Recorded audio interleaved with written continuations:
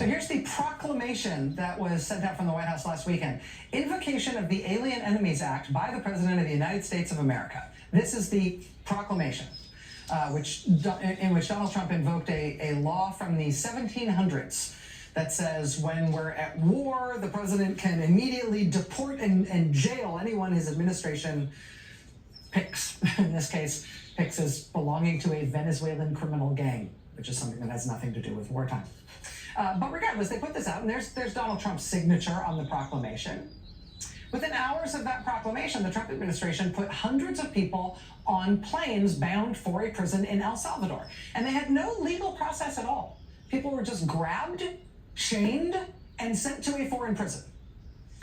A federal judge blocked any further flights like this and spent the week repeatedly grilling Trump administration lawyers about it. He said on Friday, quote, "Why was this proclamation essentially signed in the dark on Friday night or early Saturday morning, and then these people rushed onto planes? I mean, it seems to me the only reason to do that is if you know it's a problem and you want to get them out of the country before suit is filed."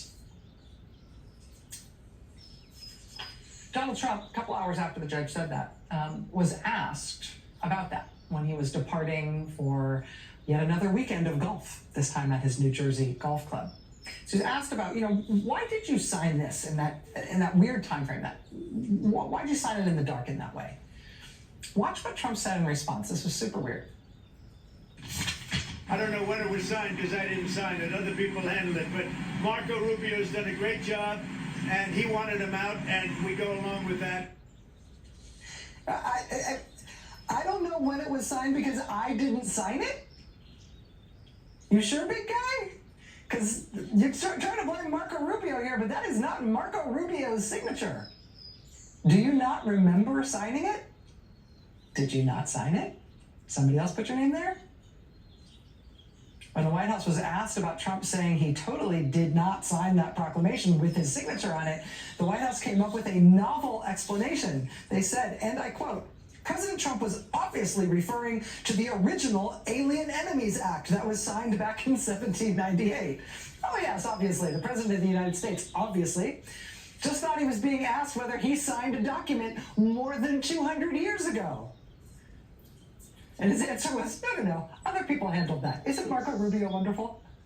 He was talking about 1798.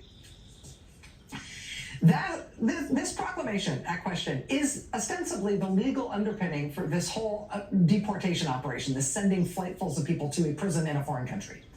Trump's denial that he ever signed it is now obviously part of the ongoing legal fight. The ACLU telling the judge in this case in its latest filing today, quote, "There is now confusion as to when the proclamation was issued and whether the president signed it at all." Today, the Trump administration took this fight to an appeals court in Washington. They want to resume more flights like this, like the one to El Salvador. It's not clear how the appeals court will rule or when.